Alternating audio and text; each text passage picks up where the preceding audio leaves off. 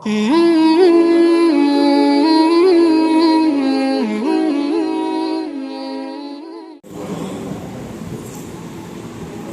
بالله من شرور أنفسنا ومن سيئات أعمالنا من يهده الله فلا مضل له ومن يضلل فلا هادي له ونشهد أن لا إله إلا الله وحده لا شريك له ونشهد أن سيدنا ونبينا ومولانا محمدا عبده ورسوله فقد قال الله تبارك وتعالى في القرآن المجيد أعوذ بالله من الشيطان الرجيم بسم الله الرحمن الرحيم ولنبلونكم بشيء من الخوف والجوع ونقص من الأموال والأنفس والثمرات وبشر الصابرين وقال تعالى ولا تحسبن الذين قتلوا في سبيل الله أمواتا بل أحياء عند ربهم يرزقون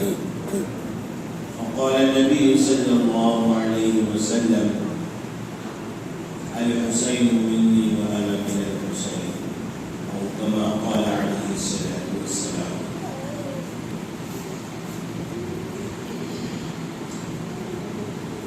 قابل صدر احترام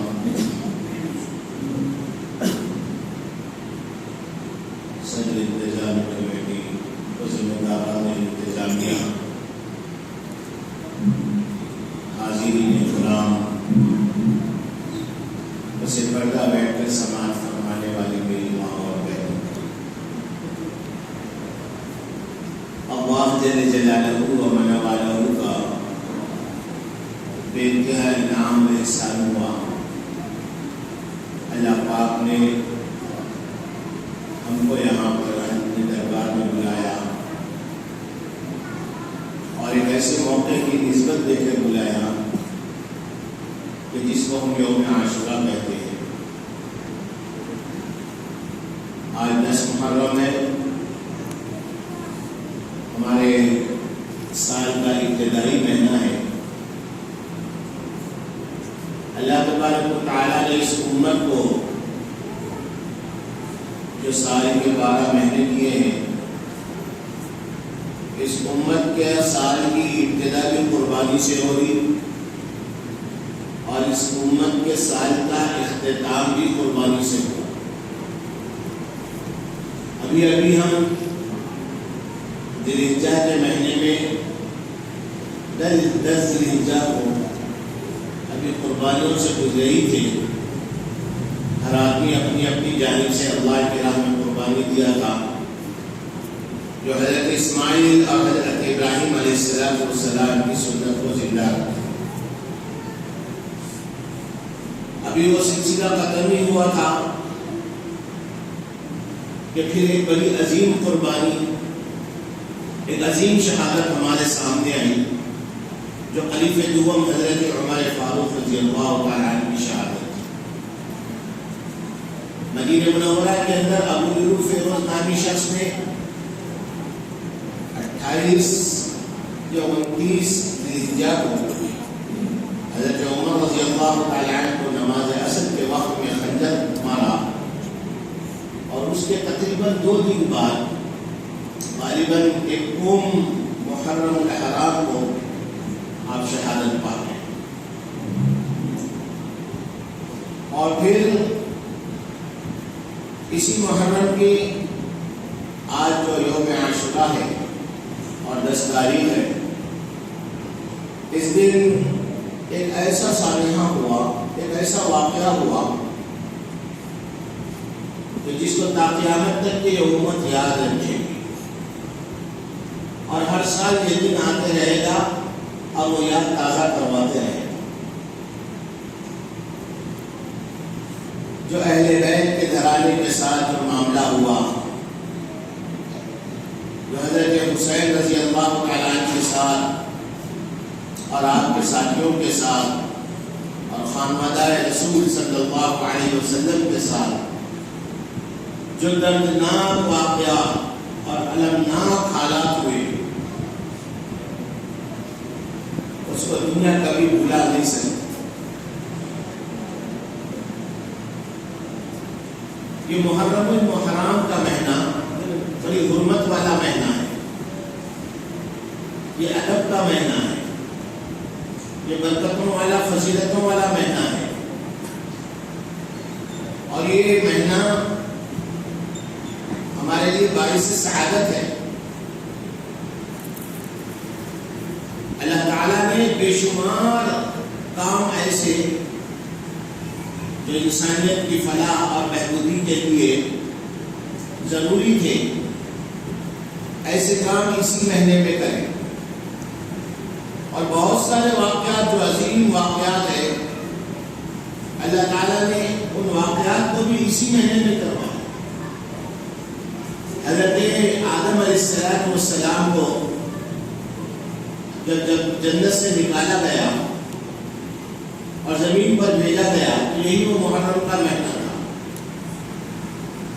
اور تاریخ میں آتا ہے کہ اس کی یہی 10ویں تاریخ۔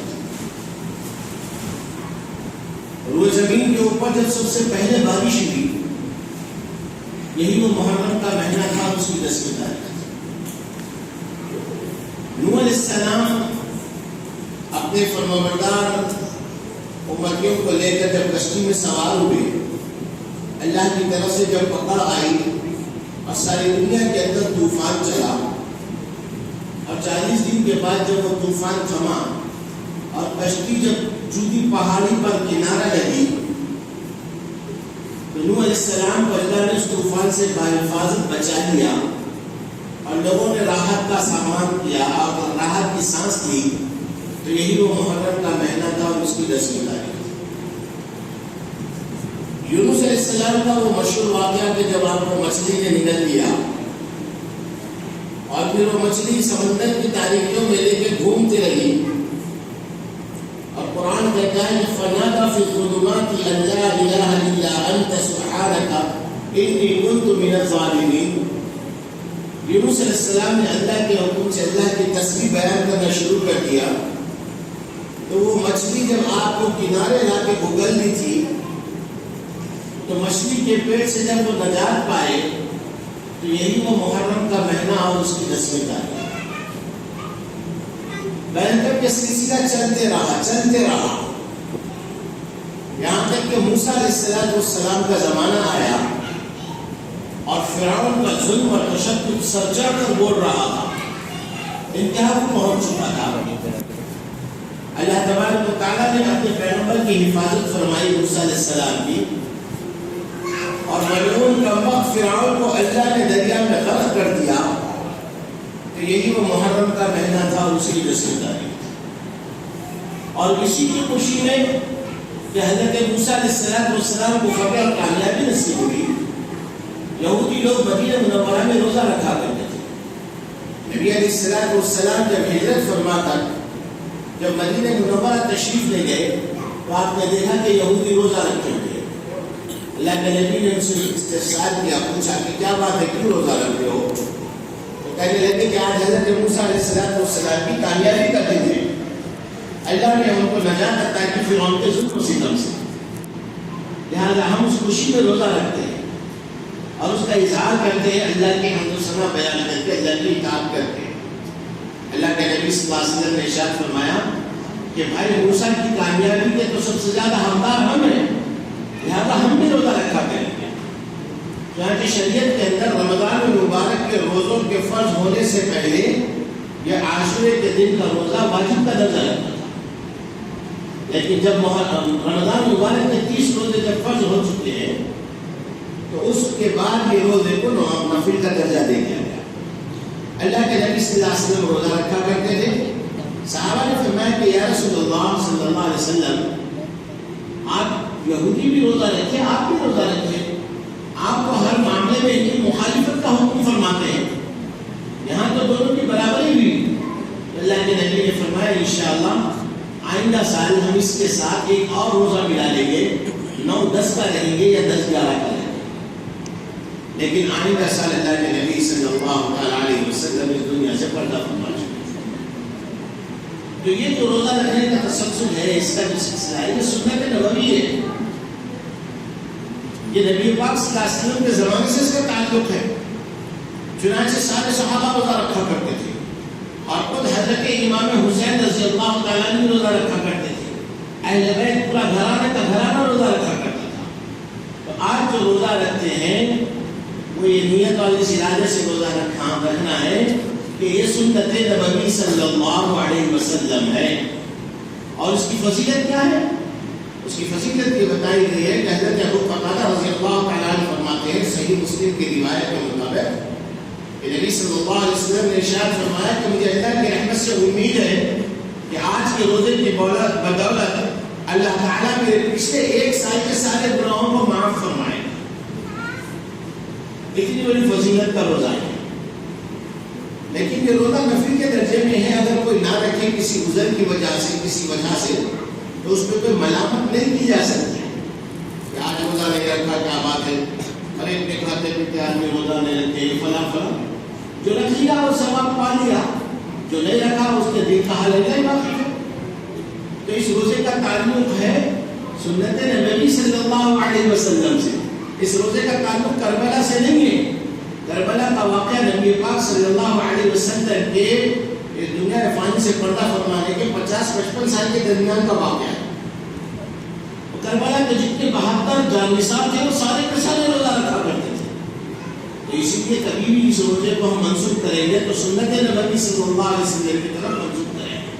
ورنہ عام طور پہ امت کے اندر ایک ذہن چلا علم کی کمی کی وجہ سے کہ یہ تصور قائم کیا گیا کہ وہ کربلا میں پیاسے شہید ہوئے تھے اور ان کو پانی کے خطرے کے لیے ترسایا گیا تھا, لہذا آج ہم روزہ رکھتے ہیں, ہم بھی اپنے چولہوں کو بند کرتے ہیں اپنے گھر.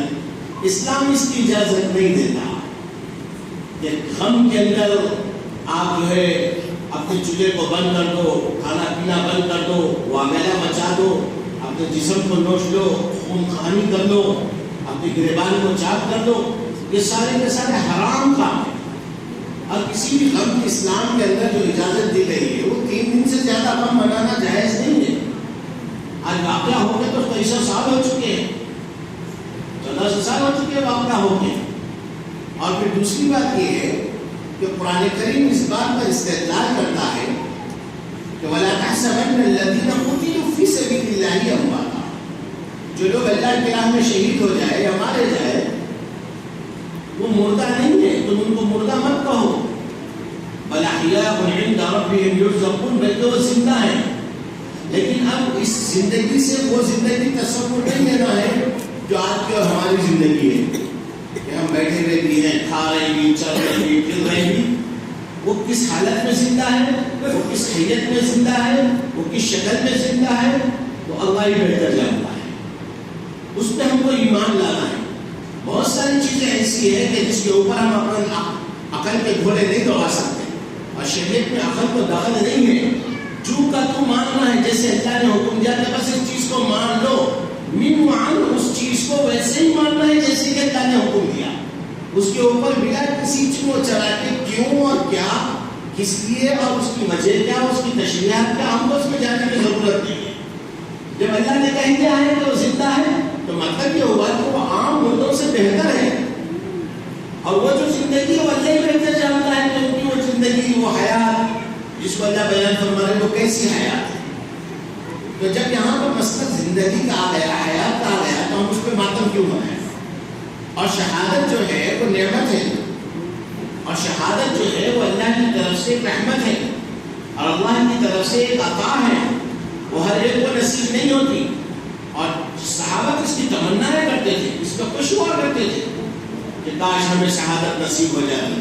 واقعات میں لکھا ہوا ہے کہ ایسے صحابہ آئے کہ جو اپنی موت کے آخری وقت پہ تمنا کیے, جس میں حضرت خالد بن ولید رضی اللہ تعالیٰ عنہ جیسے مجاہد شامل ہے کہ اتنے جنگ لڑنے کے بعد اور اتنی فتوحات حاصل کرنے کے بعد بھی جب ان کا آخری وقت آیا تو موت آئی تو بستر پر آئی.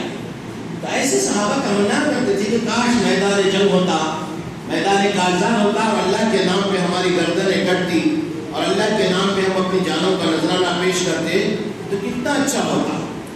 تو ایک اچھا کام ہے, ایک نیک کام ہے, ایک سعادت والا کام ہے, ایک خوشیوں والا کام ہے.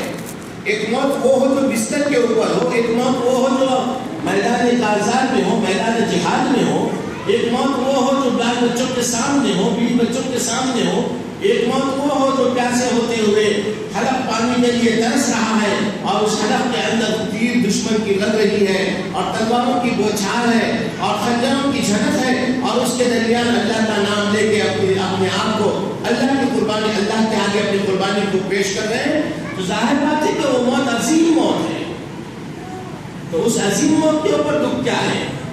اس عظیم موت کے اوپر دکھا کیا ہے؟ اس عظیم موت کے اوپر غم کیا ہے؟ غم تو وہ کرے جو شہادت کے قائل نہ ہو۔ جب ہم اس بات کا اقرار کر دیے، جب اس بات کے ہم قائل ہیں کہ وہ شہید ہے، تو ہم تو اس پہ غم کرنے والے نہیں ہیں۔ واقعہ دہرایا جائے گا، ظلم و تشدد کا جو ماحول بنا ہوا تھا، دھوکہ دہی کا جو ماحول بنا ہوا تھا، اسلام کو مٹانے کی جو سازشیں کی جا رہی تھی، بغاوت جو پھیل چکی تھی، نبی پاک صلی اللہ علیہ وسلم نے جس دین کو اپنے خون سے سینچا تھا اور اپنے گھروں کے چولہے بجھا کر جس دین کو ہم تک پہنچانے کی آپ نے جو کوششیں کی تھی، اس دین کو مٹانے کے خاطر جو انتک کوشش کی گئی تھی، وہ اس دین کو بچانے کے خاطر ہر مشکلات سے گزر کر، ہر اندھیرے راستوں سے گزر کر، ہر تکلیف کے راستوں سے گزر کر جو قربانی پیش کی ہے، وہ واقعہ تو قیامت تک کو سناتے جائے گا اور قیامت تک اس کو بیان کرتا رہ جائے گا، اس لیے کہ حالات تمہارے زمانے میں بھی آئیں گے، ہر دور کے اندر حالات آئیں گے، ہر زمانے کے اندر ایسے پیدا ہوں گے، ایسی صفات کے لوگ پیدا ہوں گے، ہر دور کے اندر اسلام کو مٹانے کی سازشیں کی جائے گی، تو اس وقت تمہارا کیا کردار ہونا چاہیے، اس وقت تم امت کے لیے کیا نمونہ ہونا چاہیے۔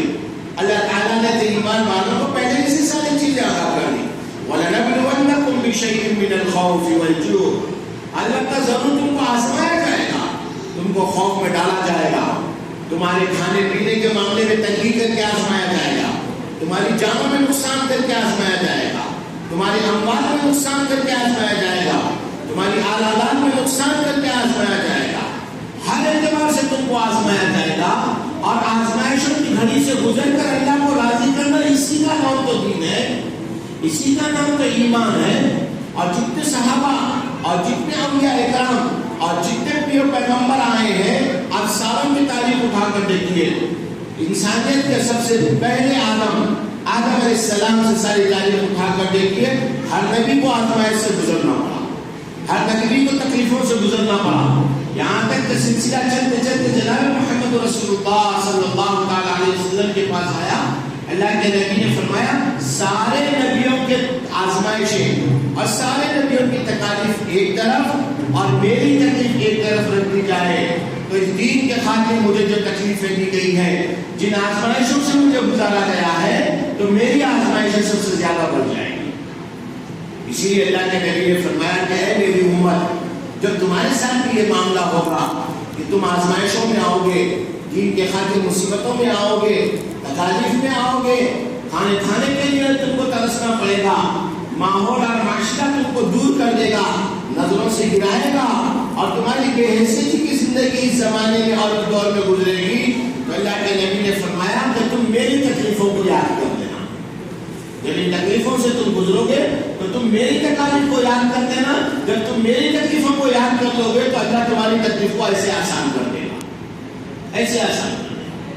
40 سالہ زندگی تو آپ کی ویسے گزری، لیکن جب نبوت کا اعلان ہوا تو اس کے بعد بھی جو زندگی گزری ہے، مکے کی 10 سالہ زندگی کیا تکلیفوں سے نہیں گزری، ایک سلسلہ ہے ہمارے سامنے 10 سالہ زندگی کا، اور پھر اس کے بعد جب ہجرت فرمائے تو یہی وہ مبارک مہینہ ہے محرم الحرام کا مہینہ، جس کے اندر ہجرت کے لیے اللہ کے نبی صلی اللہ علیہ وسلم نے کوشش کی اور ہجرت کی تیاری کی، اور سارا ساز و سامان سارا اپنا باندھا، ربط سفر باندھا، اور صحابہ کو آپ نے ہجرت کی ترغیب دی، تو صحابہ نے اسی دین کے خاطر اور اسی اسلام کے خاطر اس دین کے اوپر آجم نہ تو کوئی تکلیفیں برداشت کرنے کا ہمارے ساتھ کوئی معاملہ ہوتا، نہ کوئی مصیبتوں سے گزرنے کا معاملہ ہوتا، لیکن پھر بھی جب دین پہ چلنے کی بات آتی تو ہم یہ کہتے ہیں صاحب دین پہ چلنا بڑا مشکل ہے، بڑا مشکل ہے، دین کے اوپر چلنا بہت مشکل ہے، اور یہی دین کے خاطر اللہ کے نبی صلی اللہ علیہ وسلم اور صحابہ اکرام اپنے گھر بار کو چھوڑا۔ حضرت عمر رضی اللہ تعالیٰ کے سامنے جب اسلام کی تاریخ کو نوٹ کیا جا رہا تھا اور ایک کیلنڈر بنایا جا رہا تھا تو سارے صحابہ نے ہر صحابی نے اپنی اپنی استطاعت کے مطابق مشورہ کیا. کسی نے کہا کہ ربیع الاول کے مہینے سے شروع کیا جائے, کسی نے کہا کہ رمضان کے مہینے سے شروع کیا جائے. لیکن جب بعد میں سالوں کے مشورے سننے کے بعد اتفاق رائے جو ہوئی وہ محرم کا مہینہ ہوا. کیوں کہ اس میں وہ عظیم نبی کریم صلی اللہ علیہ وسلم کی حیات طیبہ میں اس میں وہ عظیم واقعہ ہوا جو اللہ کے نبی صلی اللہ علیہ وسلم نہیں چاہ کے بھی آپ کو اللہ کے حکم سے اپنا مکہ چھوڑنا پڑا. اور جب آپ اپنا وطن عزیز چھوڑ رہے تھے تو آپ کے دل کو جو تکلیف ہو رہی تھی 10 سال مکے میں رہنے میں کافر اور مشرکین کی تکلیفوں سے آپ کا دل اتنا نہیں دکھا جتنا دل آپ کا مکہ چھوڑتے وقت دکھا تھا. یہ واقعہ اسی محرم کے اندر ہوا. حضرت عمر رضی اللہ تعالیٰ نے اسی محرم کو سال کا سب سے پہلا مہینہ کہا. اب یہ مصیبتوں کا سلسلہ, یہ تکالیف کا سلسلہ چلتا رہا. لوگ کہتے ہیں کہ کیا خیر اسلام میں مصیبتیں ہیں, کیا تکلیف ہے؟ اللہ کے نبی صلی اللہ علیہ وسلم نے فرمایا الدنیا صدق المؤمن و جنت الکافر. دنیا مومن کے لیے تو خیر خانہ ہے, یہ تو تکلیفوں کی جگہ ہے, یہ تو تکلیفوں کی جگہ ہے. چاہت کی جگہ تو وہ آخرت کی ہوگی. وَلَكُمْ فِيهَا مَا تَشْتَهِي أَنفُسُكُمْ وَلَكُمْ فِيهَا مَا تَدَّعُونَ نُزُلًا مِّنْ غَفُورٍ رَحِيمٍ. وہاں کہا جائے گا کہ بندے اب یہ تیری چاہت کی جگہ ہے, تو جو چاہے گا یہاں پر ہوگا. لیکن جب دنیا کا معاملہ ہے اور ابھی آپ اسلام پہ قائم ہیں تو ہر چیز آپ کے مد مقابل چلے گی, ہر چیز آپ کے اپوزیشن میں آئے گی.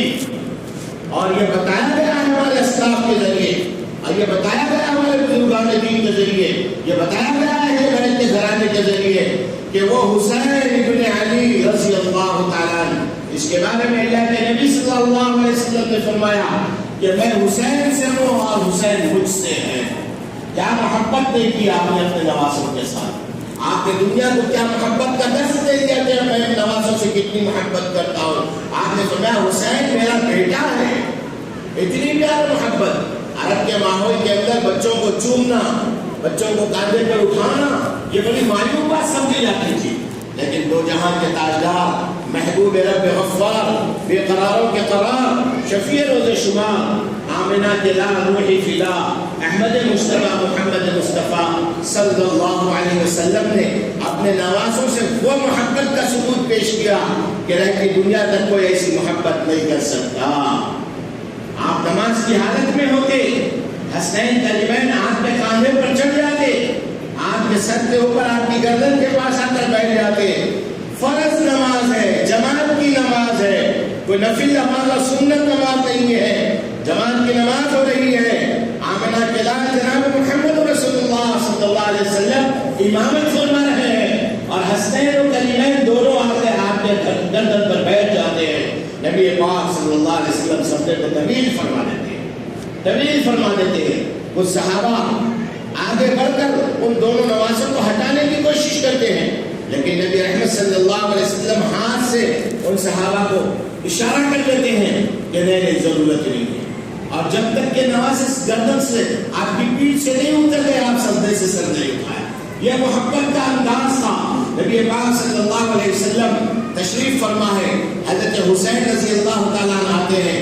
اللہ کے نبی صلی اللہ علیہ وسلم حضرت حسین کو اپنے دونوں پیروں پر پنجوں پر کھڑا کر لیتے ہیں اور دونوں ہاتھ پکڑ لیتے ہیں اور فرماتے ہیں کہ بیٹا اوپر اور چڑھ جا, اوپر اور چڑھ جا.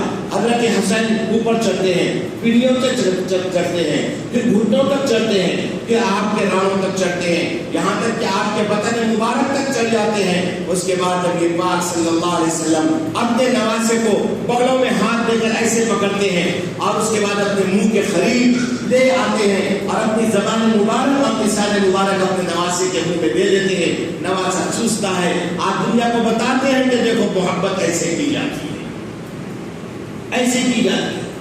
ایک دفعہ آپ مدینہ منورہ میں اپنے نوازے کو کھیلتا ہوا دیکھا اور آپ اس طرف سے گزر رہے ہیں. نبی پاک صلی اللہ علیہ وسلم راستہ جانا چھوڑ کر نوازے کے ساتھ کھیلنے لگتے ہیں اور کبھی نوازے کے پیچھے اس طرف بھاگ رہے ہیں پکڑنے کے لیے, کبھی اس طرف بھاگ رہے ہیں حضرت حسین ہے کہ نانا سے بچنے کے لیے, کبھی ادھر بھاگ رہے, کبھی ادھر بھاگ رہے, کبھی ادھر بھاگ رہے. اللہ نبی صلی اللہ علیہ وسلم آخر میں پکڑ لیے اور پھر اس کے بعد بوسہ دیا اور اس کے بعد فرمایا اے اللہ میں اس سے راضی ہوں، میں اس سے محبت کرتا ہوں، تو بھی اس سے محبت فرما، اور جو کوئی اس سے محبت کرے تو اس سے محبت فرما۔ یہ محبت کا انداز اپنے نواسوں کے ساتھ، ایسے نواسے، اتنی محبت۔ نبی پاک صلی اللہ علیہ وسلم ممبر سے خطبہ دے رہے ہیں، اما فاطمہ رضی اللہ تعالیٰ عنہ کا دروازہ اگر کھلتا تو وہ مسجد نبوی کی طرف کھلتا تھا۔ حسین کریمین جب اپنے گھر سے باہر نکلتے تو مسجد نبوی میں داخل ہو جائے۔ کیا قرابت تھی، کیا نسبت تھی، کیسا عالیشان خاندان تھا، کیسے عالی حسب نسب والا خاندان ہے۔ نہ کبھی زمین نے دیکھا نہ آسمان نے دیکھا، روئے زمین پر تا قیامت ایسا خاندان پیدا نہیں ہو سکتا، حسنین کریمین جیسی عظمت والا کوئی پیدا نہیں ہو سکتا۔ ایسے عظمت والے، ایسی محبت والے رو رہے ہیں۔ نبی پاک صلی اللہ علیہ وسلم بے چین ہوتے، بے قرار ہو گئے۔ آپ خطبے کو مختصر کر دیا، آپ نے نماز کو مختصر کر دیا۔ اس کے بعد بیٹی کے پاس جا کر پوچھتے ہیں کہ بیٹی کیوں رو رہے ہو؟ تمہیں معلوم ہے نا ان کا رونا مجھے دکھی کر دیتا ہے، تم آئندہ ان کو رلانا نہیں، کیا بات ہے کیوں رو رہے ہو؟ تو فرماتی ہیں کہ ابا جان 3 دن کا فاقہ ہو چکا ہے، کھانے کے لیے کوئی روٹی نصیب نہیں ہے، میرے سینے میں دودھ بھی خشک ہو گیا ہے۔ معصوم حسنین کریمین دودھ سے بلبلا اٹھے، دودھ سے بلبلا اٹھے۔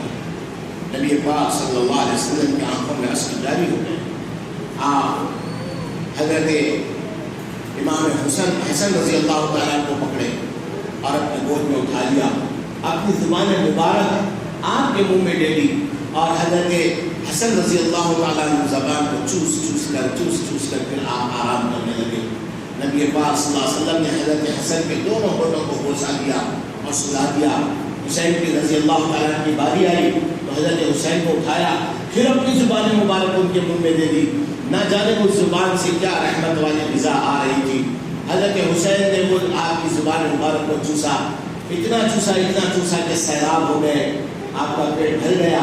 پھر اللہ کے نبی صلی اللہ علیہ وسلم نے حضرت حسین رضی اللہ تعالیٰ کی گردن مبارک کو بوسہ دیا اور پھر ان کو آرام سے سلا دیا۔ اب یہ واقعہ ہوا ہی تھا، اللہ کے نبی صلی اللہ علیہ وسلم تھوڑا سا بازو کرے، حضرت جبریل تشریف لاتے ہیں اور اس کے بعد فرمایا کہ یا رسول اللہ آپ اپنے نوازوں سے اتنی محبت فرماتے ہیں؟ فرمایا کہ ہاں میں اپنے نوازوں کے ساتھ اتنی محبت کرتا ہوں۔ حضرت جبریل نے فرمایا ایک وقت آئے گا کہ آپ کی امت وہ امت جس امت کو کاٹا بھی چبنا آپ گوارا نہیں فرماتے، وہ امت جس سے آپ اتنی محبت کرتے ہیں کہ اما عائشہ صدیقہ سے ایک دفعہ خوش ہو کر اللہ کے نبی نے فرمایا اللہم اغفر لی عائشہ۔ حضرت عائشہ اتنا خوش ہوئی، کبھی اس طرح بھاگ دیا خوشی سے، کبھی اس طرح بھاگ دیا خوشی سے۔ اللہ کے نبی نے فرمایا عائشہ کیا بات ہے، آج خوشی کا کوئی ٹھکانہ نہیں ہے، میں اتنی خوشی کا پہلی دفعہ دیکھ رہا ہوں۔ فرمایا اے اللہ کے نبی آپ کی زبان سے نکلے ہوئے الفاظ واپس نہیں ہو سکتے، آپ نے میری مغفرت کی دعا فرما دی، اللہ کی قسم 100% میری مغفرت ہے، آپ نے میری مغفرت کی دعا فرما دی۔ فرمایا عائشہ میں نے تیرے لیے ایک دفعہ دعا کی تو تیری خوشی کا یہ ٹھکانہ، عائشہ یاد رکھنا اللہ کی قسم میں اپنی امت کے لیے روزانہ 70 مرتبہ اس طرح مغفرت کی دعا کرتا ہوں، میں اپنی امت سے اتنا پیار کرتا ہوں۔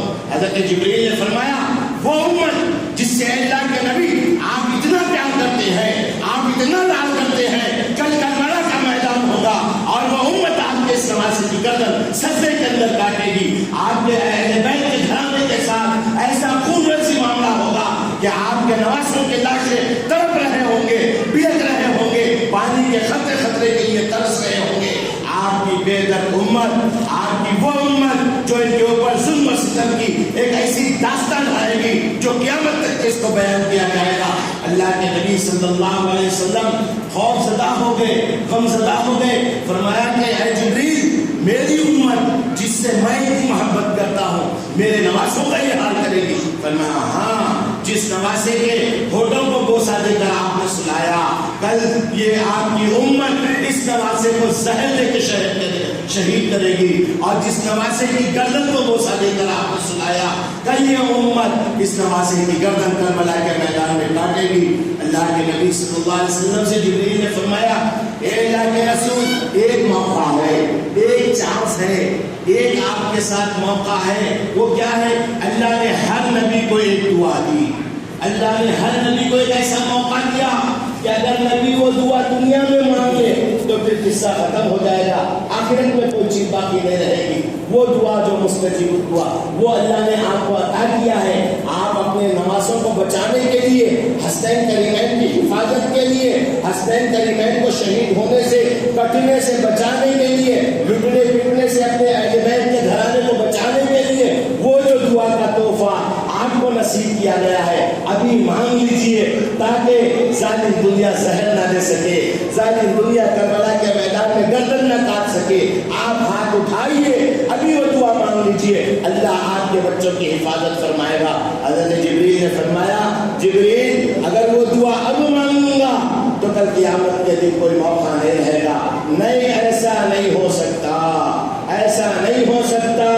میرا بچہ اگر ساری دنیا زہر دے کے شہید کرتی ہے، کر دینے دو، مجھے کوئی پرواہ نہیں ہے۔ اگر ساری دنیا کربلا کے میدان میں اگر ان کی گردن مارتی ہے اور اگر ان کو شہید کرتی ہے، ان کے جسم کے اوپر تیر اور تلواروں کی بوچھار ہوتی ہے، تو جبریل ہونے دو، میں تو وہ دعا کو اٹھاؤں گا، لے جاؤں گا، کل قیامت کا منظر ہوگا، پل صراط کے راستے پہ کھڑے ہوں گا۔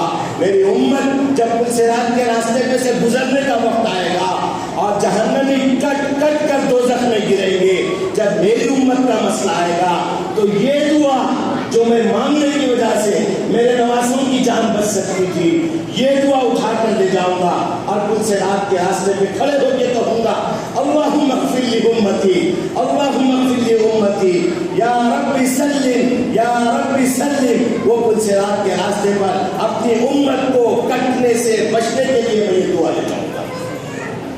کیا محبت کا انداز امت کے خاطر، کیا محبت کا انداز تھا اس امت سے محبت کے خاطر۔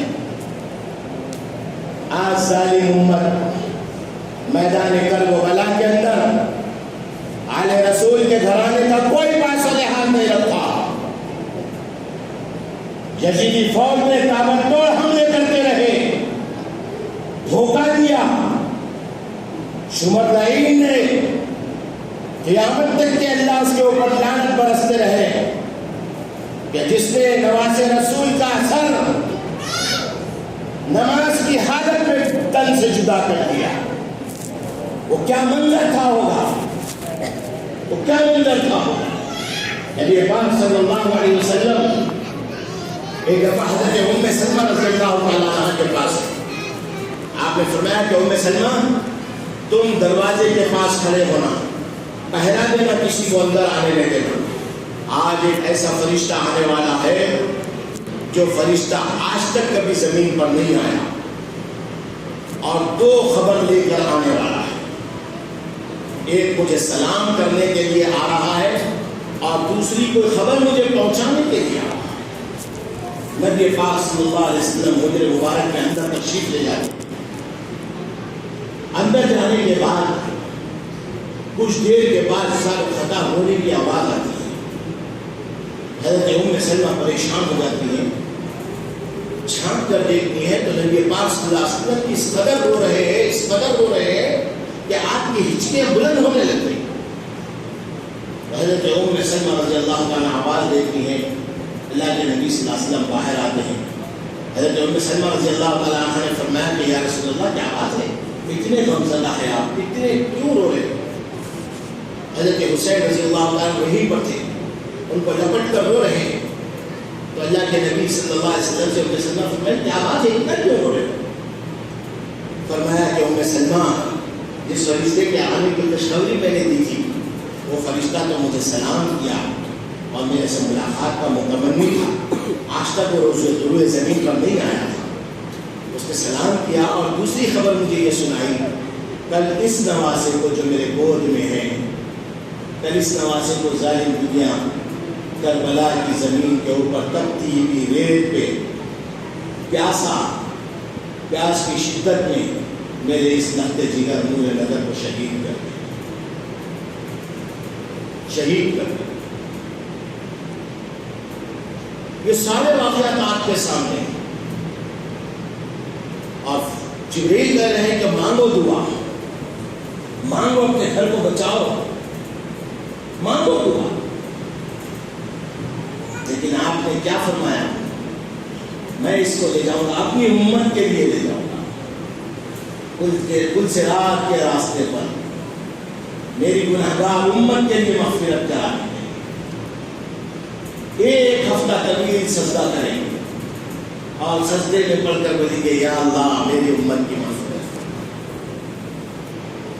اللہ کے نبی نے فرمایا کہ جب تک کہ میں ایک ایک امتی کا ہاتھ پکڑ کر جہنم سے نکال کر جنت میں نہ داخل کر دوں، جب تک میں چین سکون حاصل نہیں کروں۔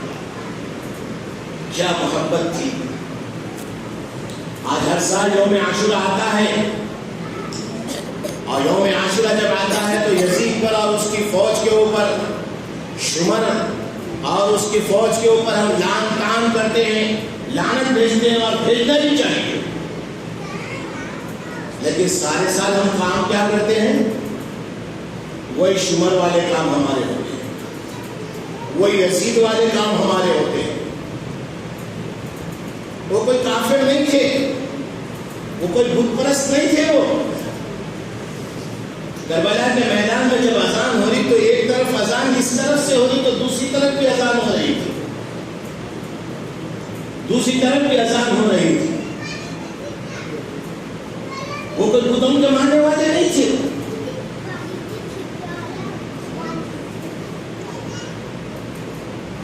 اللہ تعالیٰ نے ان کے دلوں پر مہر لگا دیا۔ بے دینی کا ماحول ایسا ہو گیا تھا، مسلمان ہوتے ہوئے بھی زندگی میں نماز نہیں تھی، مسلمان ہوتے ہوئے بھی زندگی میں شراب تھی، مسلمان ہوتے ہوئے بھی زندگی کے اندر دین کی کوئی نام کی چیز نہیں تھی، اسلامی قانون کا کوئی تصور نہیں تھا۔ یہ کس کی حرکتیں تھی؟ یہ یزیدیوں کی حرکتیں تھی، یہ شمرتعین کے خاندان کی حرکتیں تھی، یہ اس کے ماننے والوں کی حرکتیں تھی۔ آج تھوڑا سا ہم اپنا جائزہ لیں۔ کربلا کا واقعہ پیغام ہے اس امت کے لیے۔ یہ واقعہ کوئی داستان نہیں ہے، یہ کوئی قصے کہانیاں نہیں ہے کہ ایک دن آئے عاشورے کا اور واقعہ منا لے اور اس کو غم کا دن تصور کر دے اور پھر قصہ ختم۔ ماں باپ کی سارا سال ہم اپنی منمانی کرتے رہو، اپنی موج و مستی کرتے رہو، ہماری مسجد ویران پڑی ہوئی رہے گی، ہماری شادی و بیاہ کا جو کام ہوگا وہ سب بے دینی کے ماحول کے ساتھ ہوگا۔ نہ اولاد کی تعلیم و تربیت کی فکر، نہ اپنے افراد خاندان کے دین کے ماحول کی فکر، کچھ نہیں، بس 7 سال ہے کہ ہم بالکل لاپرواہ اور بے پرواہ اور دین سے بیزاری کا اعلان کر کے زندگی گزاریں گے۔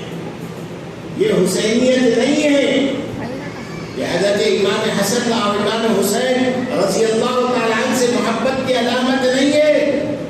سارا سال کام یزیدیہ والا کرو اور ایک دن آؤ اور ان کا واقعہ سن لو اور تھوڑا سا یہ آنکھوں میں آنسو بھر لو اور پھر ماں باپ کی سارے سال یزیدیوں کے کام کر لو۔ کل قیامت کا دن ہوگا، قرآن کہہ رہا ہے وَامْتَازُوا الْيَوْمَ أَيُّهَا الْمُجْرِمُونَ۔ اللہ تعالیٰ فرمائیں گے نیکوکاروں ذرا گناہگاروں نیکوکاروں کی صفوں سے الگ ہو جاؤ، نکل جاؤ۔ أَلَمْ أَعْهَدْ إِلَيْكُمْ يَا بَنِي آدَمَ أَلَّا تَعْبُدُوا الشَّيْطَانَ۔ کیا میں نے تم سے عہد نہیں لیا تھا کہ تم دنیا میں جا کے شیطانوں کا کام نہیں کرو، شیطان کی عبادت نہیں کرو، شیطان کو خوش کرنے والے کام مت کرو۔ إِنَّهُ لَكُمْ عَدُوٌّ مُّبِينٌ، اس لیے کہ تمہارا کھلا دشمن ہے۔ وہ تم کو یہ تصور دلائے گا کہ یوم عاشورہ ہے تو مسجدیں آباد کر دو اور بقیہ سارا سال مسجد سے بھول جاؤ، بھول جاؤ۔ آج ہمارا کردار دیکھیے، آج ہمارا ماحول دیکھیے، موت سر پر منڈلا رہی ہے کورونا کے نام پر۔ کتنے لوگ تھے جو ہمارے ساتھ پچھلے سال 2 سال میں ہمارے ساتھ تھے، دولت ان کے پاس تھی، صحت ان کے پاس تھی، کسی چیز کی کوئی کمی نہیں تھی.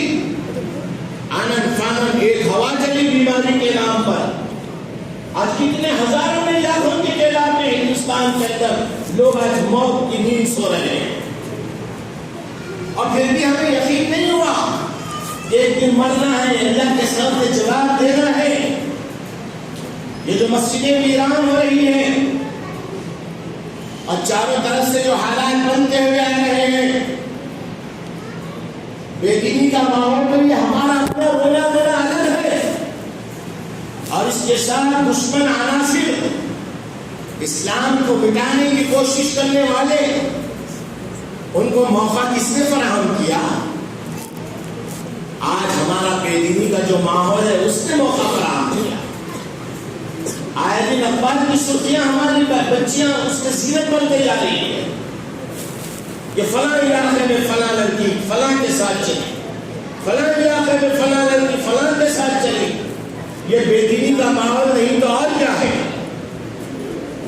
یہ بے دینی کا ماحول نہیں تو اور کیا ہے؟ زندگی میں نماز ہوتی، اللہ کا خوف ہوتا، اللہ کا ڈر ہوتا، اللہ کے سامنے حاضر ہونے کا ایک تصور اگر ماں باپ پیدا کراتے تو مجال ہے کہ وہ عورت، وہ لڑکی اور وہ بچی جس کے ذہن کے اندر یہ تصور ہو کہ میں جس سے چاہے بھاگ گی، کیا وہ بھاگ سکتی؟ آج ماں باپ کی بے رحمی نے، معاشرے کی پراگندی نے، معاشرے کی بدعملی نے آج دین کے دشمنوں کو یہ موقع فراہم کر دیا ہے. ہماری مسجدوں کو ویران کرنا آج ان کے لیے یہ موقع فراہم کر دیا ہے کہ آنے والے نکلے دنوں کے اندر کتنے مساجد ان کے نشانے پر ہیں اور کتنے مدارس اور مکاتب فکر کتنے ان کے نشانے پر ہیں. لیکن پھر بھی ہمیں احساس نہیں ہے. اسی دین کو زندہ کرنے کے لیے آج کا دن، وہ واقع کربلا کا دن، یہ پیغام دے رہا ہے کہ لوگوں، اگر میرے نانا جان کے دین کو پہنچانے کے لیے اور اس کی بقا ترقی کے لیے، اس کو قائم اور دائم رکھنے کے لیے، اس کو اپنی زندگی میں لانے کے لیے اگر ضرورت پڑتی ہے تو اپنی آل کو بھی کٹا دو، ضرورت پڑتی ہے تو اپنی گردن کو بھی کٹا دو، ضرورت پڑتی ہے تو پیاسے رہ جاؤ، بھوک اور پیاس کی شدت سے گزرنا پڑتا ہے گزر جاؤ، اپنے معصوموں کو شہید کروانے کی ضرورت پڑتی ہے تو اللہ کے دین کے لیے پیش کرو. وہ کیا منظر تھا ہوگا؟ آل رسول کے گھرانے کے 17 افراد اور 72 افراد میں سے باقی تو سارے کے سارے جان نثار تھے. ایک روایت کے مطابق 17، ایک روایت کے مطابق 19، ایک روایت کے مطابق 21 افراد. یہ جو آل رسول سے جس کا تعلق تھا، حضرت امام حسن اور امام حسین رضی اللہ تعالیٰ سے جس کا تعلق تھا، حضرت عباس میں جو اولاد میں سے تھے، حضرت حسن کی جو اولاد میں سے تھے، حضرت حسین رضی اللہ تعالیٰ اجمعین کی جو اولاد میں سے تھے، یہ اتنے قریبی تعلق والے نواسے رسول، جس میں مرد عورت ملا کر 17 یا 19 افراد ایک کے بعد دیگر کرتے چلے گئے، ایک کے بعد دیگر کرتے چلے گئے. حضرت حسن رضی اللہ تعالیٰ عنہ کے بیٹوں نے کہا، چچا جان، ہمارے ابا جان کی وصیت ہے کہ جب تک ہم میں سے ایک آنکھ بھی باقی رہ جائے تو آپ کے اوپر آنچ نہ آئے، لہٰذا ہماری موجودگی میں آپ آگے نہیں بڑھیں گے، ہمارے شہید ہونے کے بعد آپ آگے بڑھیں گے، ہمارے رہتے ہوئے ہماری زندگی میں کوئی آپ آگے نہیں بڑھ سکتے. حضرت حسن کے بیٹے ایک کے بعد دیگر جاتے رہے، کرتے رہے، شہید ہوتے رہے، شہید ہوتے رہے. پھر حضرت حسین کے بیٹوں کی باری آئی، وہ شہید ہوتے رہے. جب سارے کا سارا ماحول ختم ہو گیا، جان نثار شہید ہو گئے، کٹ گئے. یہ آئے تھے کٹنے کے لیے. جب ایک ایک کا مقابلہ ہو رہا تھا تو ایک ایک 30 پر 25 پر بھاری پڑ رہا تھا. دشمن نے کہا کہ دیکھو، یہ آئے ہیں کٹنے کے لیے، اگر ایک ایک کر کے ان کے ساتھ مقابلہ کرو گے تو یہ ہماری 30,000 کی ساری فوج کا خاتمہ کر دیں گے. لہٰذا سارے کے سارے مل کے ان کے ایک ایک آدمی پہ ٹوٹ پڑو، سارے کے سارے مل کے. اور جو آلریڈی 3 دن سے بھوک و پیاس کی شدت سے گزر رہے ہیں، یہاں تک کہ بالکل آخری مرحلے میں ہے. واقعہ بڑا طویل ہے، میں اختصار کے ساتھ اشارتاً بتاتے ہوئے ایک پیغام دینا چاہ رہا ہوں اس موقع پر اس مسجد کے اندر، اور آواز جہاں تک جا رہی ہے سننے والوں کو ایک پیغام ہے. یہ واقعہ وہ کیا پیغام ہے وہ آپ تک پہنچنا چاہ رہا ہوں، آپ تک پہنچانا چاہ رہا ہوں کہ جب آخری مراحل میں ہے معاملہ تو حضرت علی اکبر آ گئے. آپ نے فرمایا کہ ابا جان، میں آپ کو اپنی نگاہوں کے سامنے شہید ہوتے ہوئے کٹتا ہوا اور لٹتا ہوا دیکھ نہیں سکتا، آپ اجازت دے میں جاؤں. حضرت امام حسین رضی اللہ تعالیٰ حضرت علی اکبر کو اجازت دیتے ہیں، اور وہ 20 سال کا 18 سال کا نوجوان اپنی تلوار کو لہلاتے ہوئے ہواؤں کے اندر، فضاؤں کے اندر گھوڑے کو ایڑی لگا کر جب نکلتے ہیں تو اکیلے حضرت علی اکبر ایک نہیں، دو نہیں، کئی 100 ظالموں کو اور شمر کے فوج کو آپ نے کیف الکردار میں پہنچایا، جہنم نصیب کر دیا. اتنی بہادری کے ساتھ اور اتنی جانشاری کے ساتھ آپ لڑتے رہے. نوجوان طبقہ اکثر بیٹھا ہوا ہے، سوچو کہ جس کے 3 دن تک کے حلق سے پانی کا خطرہ نہ گزرا ہو، اور وہ اس عمر کا نوجوان لڑکا جس کی روحانی کیفیت یہ ہو کہ وقت کے بڑے بڑے جابر اور بڑے بڑا دشمن اور وقت کا بڑا بڑا پہلوان ٹھہر نہیں سک رہا ہے، وہ کیا قوت تھی ہوگی، وہ کیا طاقت تھی ہوگی، وہ کس وجہ سے آئی ہوگی. آج ہمارے نوجوانوں میں اتنا حوصلہ ہے، آج ہماری نوجوان نسل کے اندر اتنا جذبہ اسلام کے خاطر ہے. ہاں صاحب، ایک سوال، اس سوال کا جواب یہ ہے کہ ہے، لیکن کس کے لیے ہے؟ ہم آپس میں ایک دوسرے کے لیے. مسلمان کا مسلمان سے جب معاملہ آئے گا تو فوری آستین چڑھیں گے، آپسی معاملہ آئے گا تو فوری آستین چڑھیں گے، جائیداد کا مسئلہ آیا تو فوری آستین چڑھیں گے، بٹوارے کا معاملہ آیا تو فوری آستین چڑھیں گے. لیکن جب اللہ کے دین کی بات آئی تو، اللہ کے دین کی جب بات آئی تو نہیں صاحب. اس معاملے میں ہماری کیفیت تو یہ ہے کہ اگر ایک دن کا بخار آ جائے تو 40 دن کی کمزوری ہمارے اوپر غالب ہو جاتی ہے. یہ گٹکوں کی دنیا نے ہمارے نوجوانوں کو تباہ کر دیا، یہ سگریٹ کی دنیا نے ہمارے نوجوانوں کو اس طرح غالب مذلت میں گرا دیا. راتوں کا جاگنا، گٹکے کھانا، تمباکو نوشی کرنا، یہ ساری چیزیں آج کھوکھلا کر کے رکھ دیے. تو ان کا کیا حوصلہ ہے، ان کی کیا طاقت اور کیا قوت ہے. کبھی ایسا وقت پڑ جائے اسلام کے خاطر تو کیا دے سکیں گے، ان کو کیا استعمال کر سکو. ان کی ظاہری تو یہ حالت ہے، اور باطنی کیفیت کا یہ حال ہے کہ جمعے کے دن اگر نماز پڑھ لیا تو شکر ہے الحمدللہ، ورنہ وہ بھی کبھی کبھی نیند کی نظر اور غفلت کی نظر ہو جاتی ہے. نہ روحانی قوت کے مالک رہے، نہ جسمانی قوت کے مالک رہے. اور وہ علی اکبر ہیں جو 3 دن کی پیاسی شدت کے بعد بھی میدان کارزار میں نکلتے ہیں. ایک بحران مچ جاتا ہے، صفوں کے صفوں کو لٹاتے چلے جاتے ہیں اور صفوں کے صفوں کی گردنیں مارتے چلے جاتے ہیں. اور اس کے بعد ایک وقت آتا ہے کہ آپ شہید ہو جاتے ہیں. حضرت حسین رضی اللہ تعالیٰ دیکھتے ہیں اپنے ارد گرد کہ جتنے جان نثار تھے وہ سارے کے سارے شہید ہو چکے ہیں. اب کوئی نہیں ہے کہ ان سے مقابلہ کرنے کے لیے، اور سامنے دشمن لاشوں کی ڈھیر لگی ہوئی ہے دشمن کی. ایک معصوم سا بچہ 2 سال کا حضرت علی اصغر، بچہ بلک رہا ہے، دودھ پان میں چھاتی میں دودھ نہیں ہے، پانی کے لیے حلق ترس رہا ہے.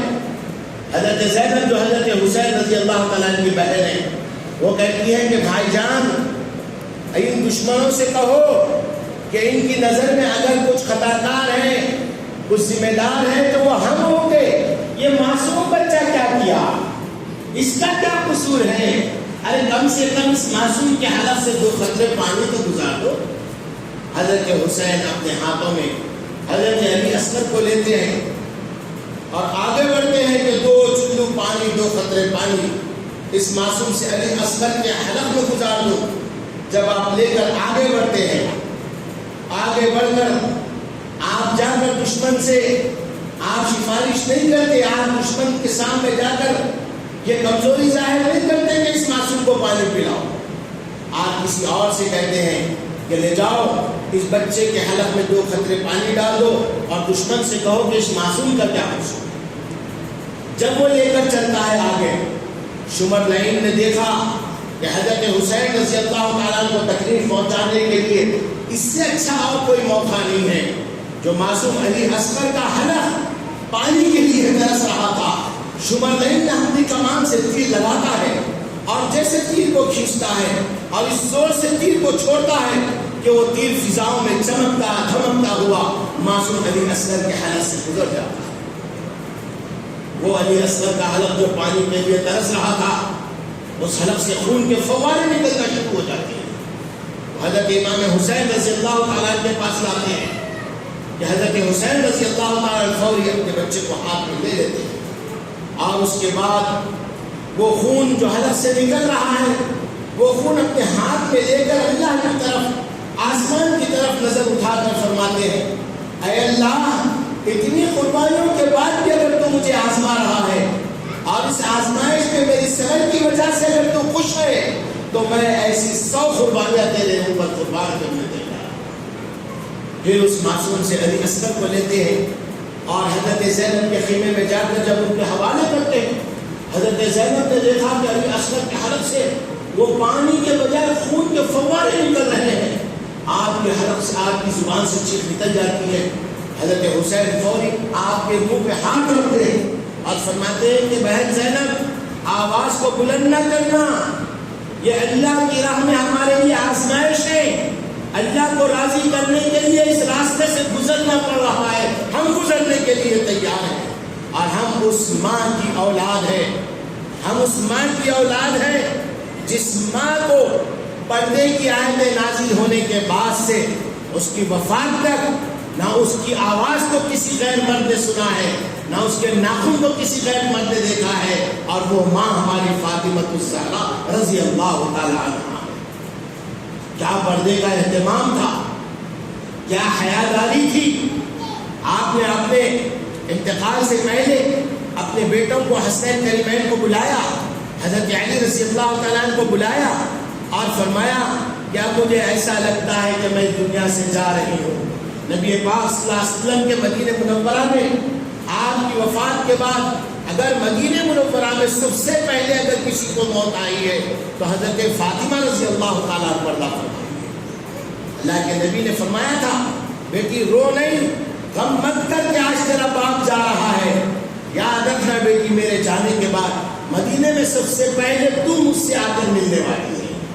تو جب آخری وقت تھا حضرت فاطمہ کا، حسین کریمین کو بلایا اور حضرت علی رضی اللہ تعالیٰ عنہ کو بلایا اور فرمایا میری ایک وصیت ہے کہ جب میں مر جاؤں میرا غسل دینا، مجھے کفنانا اور اس کے بعد مجھے رات کی تاریکی میں اٹھانا.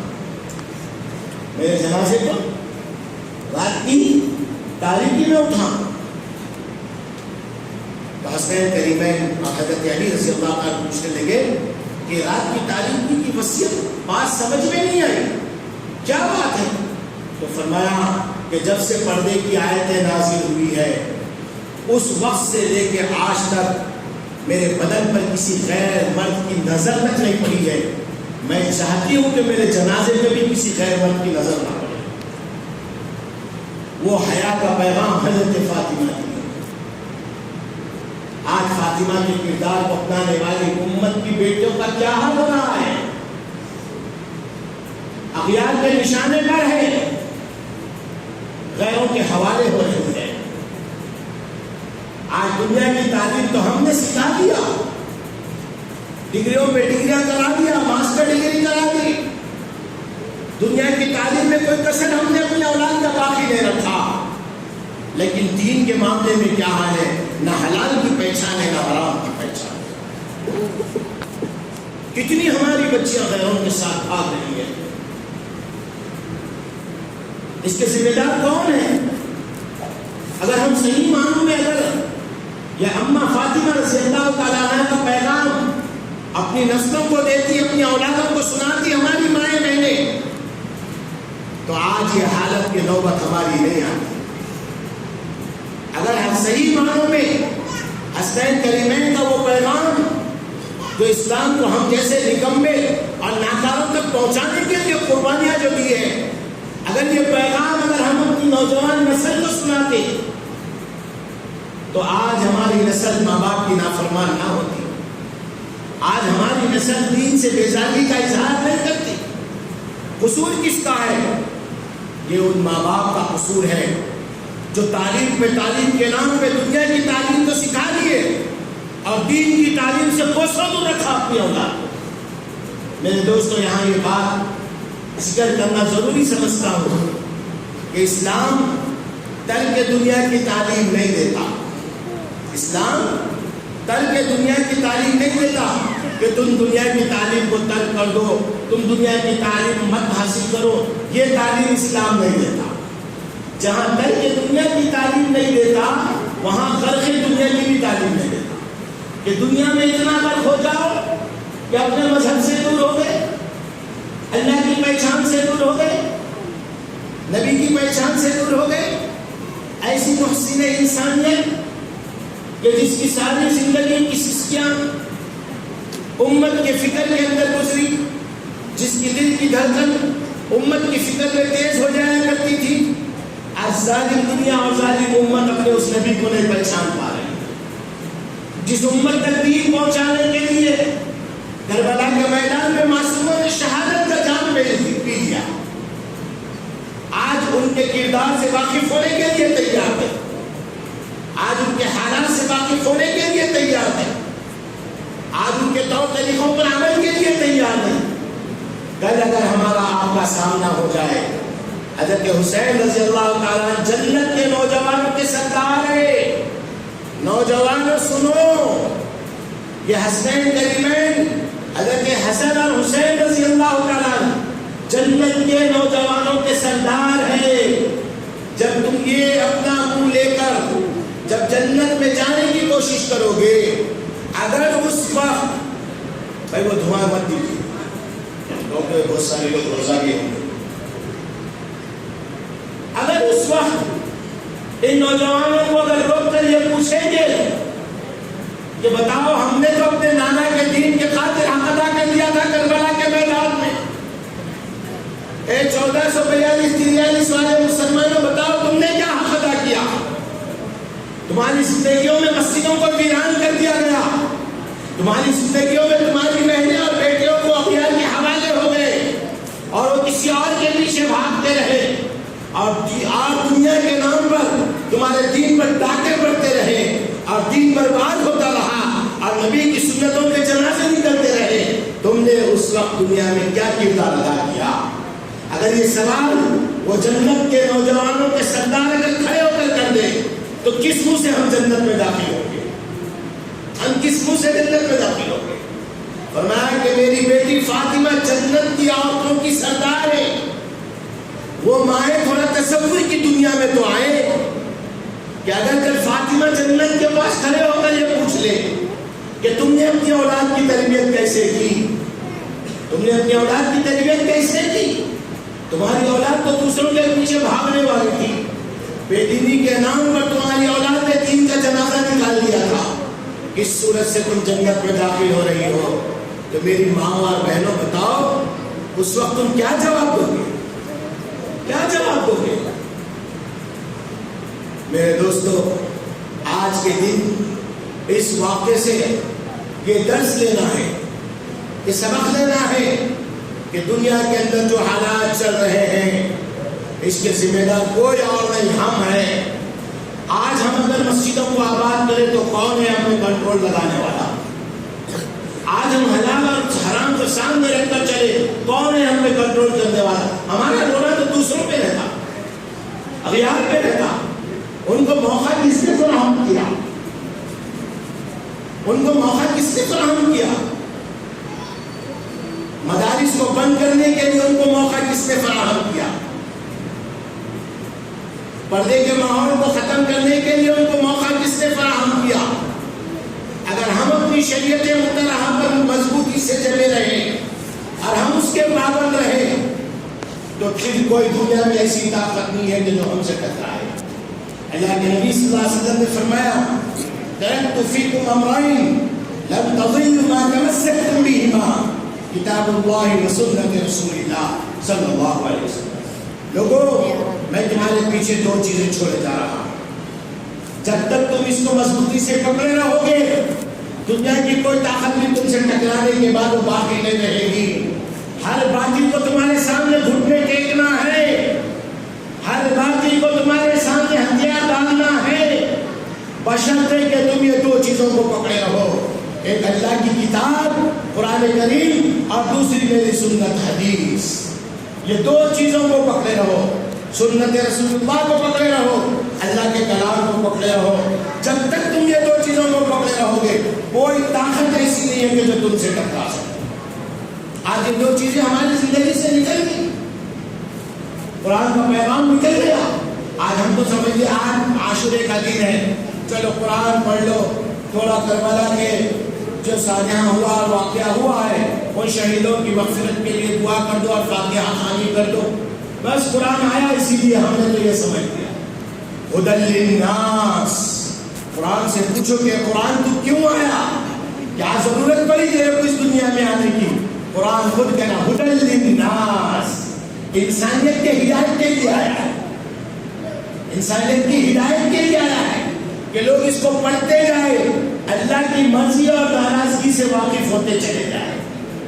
آج ہے ہمارے گھروں میں ماحول ہے قرآن کو ترجمے سے پڑھنے کا، مسجد کے اندر تفسیر ہوتی 2 4 5 منٹ نہیں بیٹھ سکتے، کتنے لوگ ہیں جو اٹھ کے چلے جاتے ہیں نماز ختم ہوتی ہے۔ کیا تمہارے لیے قرآن نہیں ہے؟ ان جانے والوں کے لیے قرآن سے منہ پھیر کے اور پیٹھ پھیر کے جانے والوں کے لیے قرآن نہیں ہے؟ اگر بیٹھتے تو سنتے تو معلوم ہوتا۔ سورہ الف لام میم سجدہ میں اللہ تعالیٰ فرما رہے ہیں وَمَنْ أَظْلَمُ مِمَّنْ ذُكِّرَ بِآيَاتِ رَبِّهِ ثُمَّ أَعْرَضَ عَنْهَا إِنَّا مِنَ الْمُجْرِمِينَ مُنْتَقِمُونَ۔ ارے اس سے بڑھ کے ظالم اور کون ہوگا کہ جس کے سامنے قرآن پڑھا جائے اور منہ پھیر کر چلا جائے؟ یہ مجرم ہے اللہ کے دربار کے، اور اللہ فرما رہے ہیں إِنَّا مِنَ الْمُجْرِمِينَ مُنْتَقِمُونَ، میں ایسے مجرموں سے ضرور برابر ان سے جو ہے بھائی مقابلہ کرنے والا ہوں، انتقام دینے والا ہوں۔ مسجد کو آئے تھے مغفرت کرانے کے لیے، لیکن مجرم بن کے جا رہے ہیں اور اللہ انتقام دینے کے لیے کہہ رہا ہے۔ ایک 5 منٹ بیٹھ جاتے، 10 منٹ بیٹھ جاتے، تمہاری کیا دنیا لٹ رہی ہے اس میں؟ گھر میں کوئی ماحول نہیں ہے ترجمے سے قرآن پڑھنے کا، گھر میں کوئی ماحول عورتوں میں نہیں ہے کہ قرآن پڑھے، طاقوں میں رکھ دیا گیا۔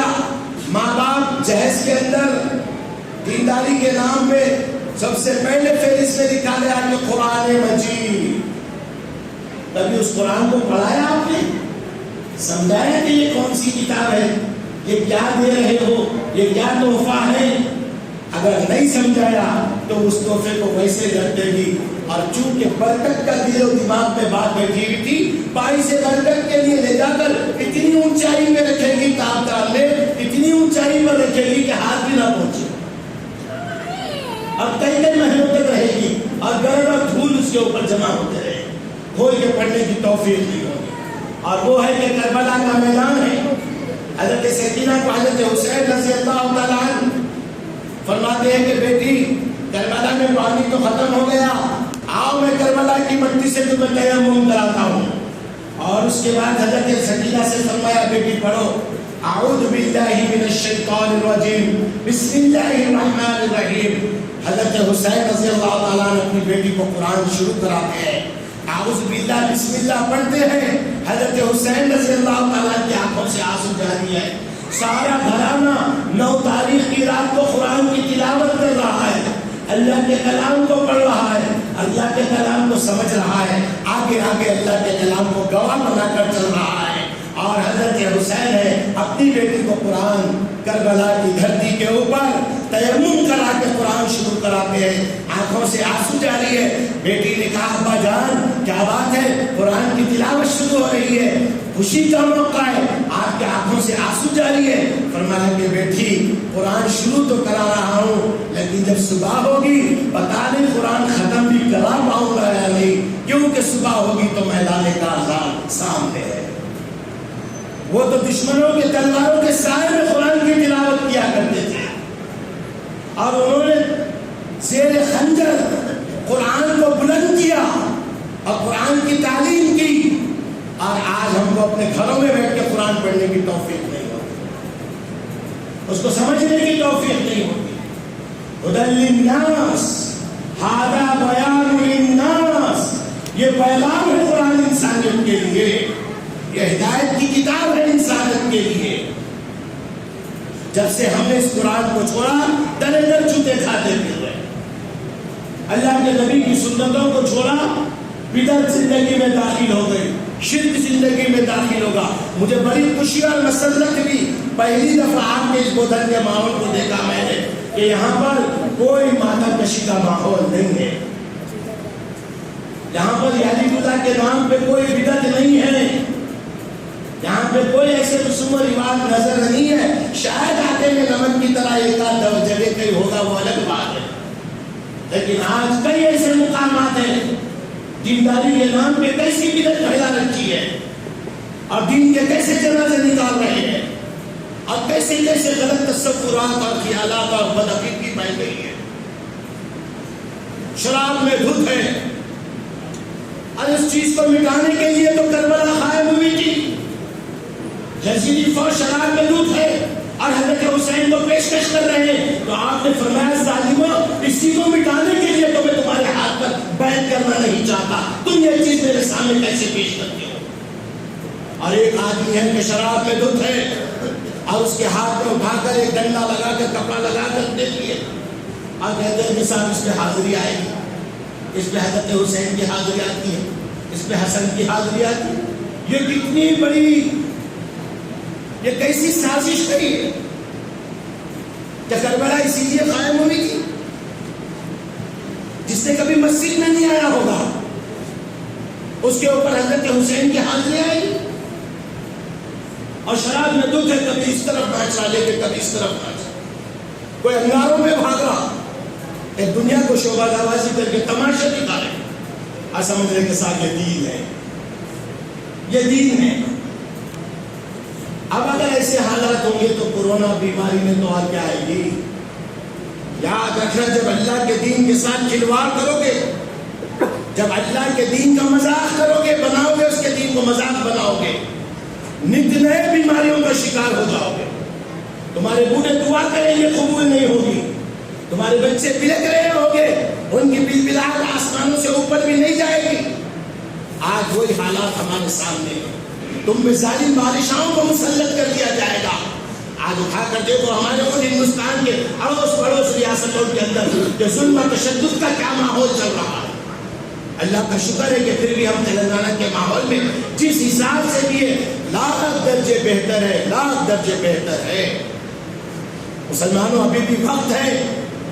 آج کے اس عاشورے کے اس جلسے سے اس مسجد کے اندر میں یہ پیغام لے کر جانا چاہتا ہوں کہ سمجھ جاؤ، سمجھ جاؤ، اللہ کی رسی کو مضبوطی سے تھام لو، قرآن اور حدیث کو، اللہ کے پیغام کو اور اللہ کے نبی کے طریقے کو مضبوطی سے پکڑ لو، اور اپنی مسجد سے نسبت رکھو، مسجد کو آباد کرو، مسجد میں ہونے والے مدرسے کی آباد کی فکر کرو۔ بستی میں بے نمازی ہے تو ان کو نماز کی طرف کیسا لایا جائے، نوجوان میرا نبی کے شکار ہو چکے ہیں، ان کو دین کی طرف کیسا لائے۔ بستی کے ہر فرد کی ذمہ داری ہے، ہر فرد کی ذمہ داری ہے۔ یہی وہ پیغام تھا جو آج کے عاشورے کے دن مجھے آپ کو دینا تھا۔ اللہ تعالیٰ مجھے اور آپ کو کہنے اور سننے سے زیادہ ہم سب کو عمل کی توفیق عطا فرما۔ آج کے اس مبارک دن سے اللہ ہم کو ایک پیغام لینے کی توفیق نصیب فرما، اور جو کربلا کے اندر جام شہادت نوش فرمائے ہیں وہ تو بخشائے ہوئے ہیں، اللہ ان کی توفیق میں ہم سب کی بھی بخشش فرما دے۔ اللہ اہل بیت کے گھرانے کی برکت سے اللہ ہمارے گناہوں کو بھی معاف کر دے. اللہ ہم میں بھی وہ روحانی طاقت وہ جسمانی طاقت لا دے کہ جس کی وجہ سے کل اگر ایسے حالات آ جائے تو اللہ اس کے رسول کے نام پر ہم بھی اپنی جانوں کا نذرانہ پیش کرنے والے ہو جائے. اللہ سارے بیماروں کو شفا کاملہ عاجلہ دائمہ مستمرہ نصیب فرما. کتنے لوگ پچھلے سال 2 سال پہلے میں یہاں آیا تھا جو ہمارے سامنے یہاں بیٹھا کرتے تھے ہمارے سامنے رہتے تھے, آج وہ نہیں ہے, وہ منومن مٹی کے نیچے چلے گئے. اللہ ان سب کی مغفرت فرما. اللہ ان سب کو کروٹ کروٹ رحمتوں کا معاملہ فرما. جن گھروں کے اندر بیمار ہے اللہ ان کو شفا کاملہ عطا فرما.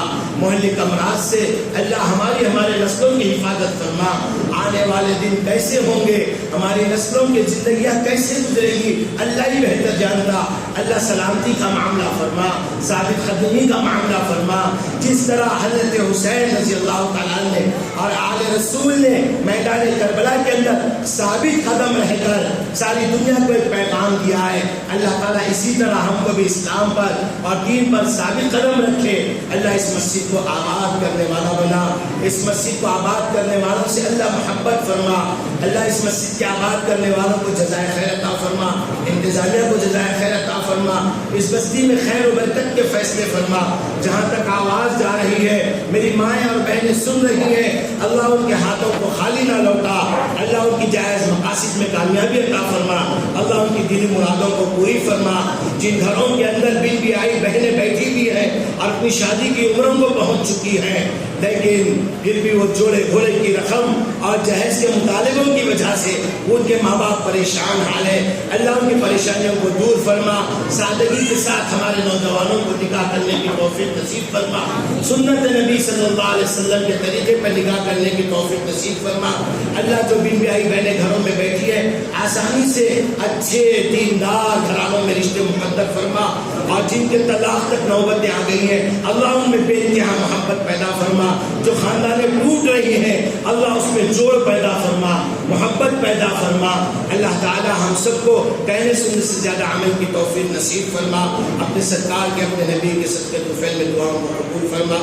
وصلی اللہ تعالی علی خیر خلقہ سیدنا و نبینا مولانا محمد وعلی آلہ وصحبہ اجمعین والحمد للہ رب العالمین.